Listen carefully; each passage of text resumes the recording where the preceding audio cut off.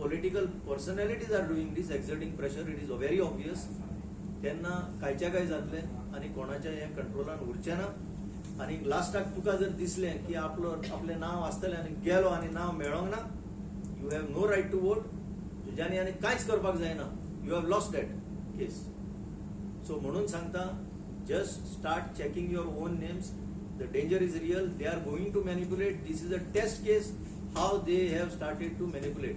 आता दुसरे सांगता, how to remove suspicious names from the electoral role.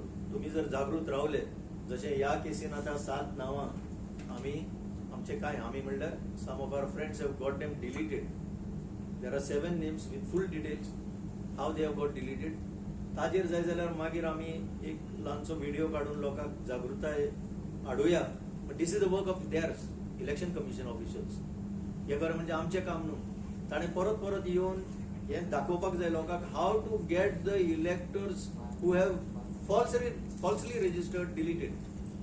ते जर Kareena, we will come back. It is a procedure. कित्याक ते ऑब्जेक्टर मागता. सो मोठो अशें आमी दाखयलें म्हणून कोण करचो ना. बट हे आपले इन्फ्लुएन्स यूज करून, आपलो पावर यूज करून, आपलो दबाव यूज करून हे करीत रावतले आणि मागीर आमी शेणटले, खरेंच शेणटले. And 27 could be the defining moment for Goa and Goans. When you say 7 names have been deleted, isn't this somewhere else the BLO is responsible for having this added in the first place? Yes, very much true. Booth level officer is responsible. That's सांगता न्हू, ही machinery ताणें हलोवन दवरल्या. You see, it is not only the booth level officer. The immediate next to him is the AERO, Assistant Electoral Registration Officer. तो मामलेदार, तो revenue डिपार्टमेंटान येता. For rest of his work, he comes under the Department of Revenue. कित्याक ते mutation आणि कितें सगळें करपाक तितून आसता ते. Above him is the sub-divisional officer, the deputy collector concerned, who is the ERO, Electoral Roll Registration Officer.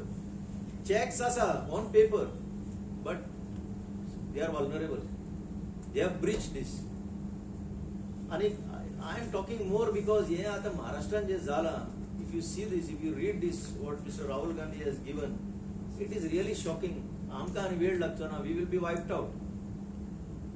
ह्या भाशेन जर वोटर रजिस्ट्रेशन करपाक लागले फेक वोटरांचे, नेपाली वोटरांचे, आंध्राचे वोटरांचे, आनी खंयचे वोटरांचे, who have nothing to do with Goa, daily wagers. आनी आतां आयकलां म्हाका हें उलयता आसतना, डिस्कशन करता आसतना, युनिव्हर्सिटीच्या क्वॉर्टरांनी सुद्दां खंय आतां NOC दिवपाक लागल्या for registration of voters. So you can imagine where it will land finally.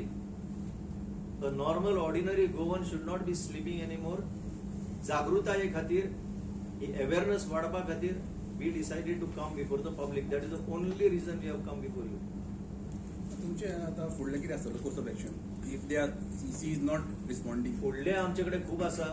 म्हजे कडेन आतां ऑलरेडी जी रजिस्टर्ड जाल्ली नांवां आसा, which we will raise in due course. But we expect better sense to prevail.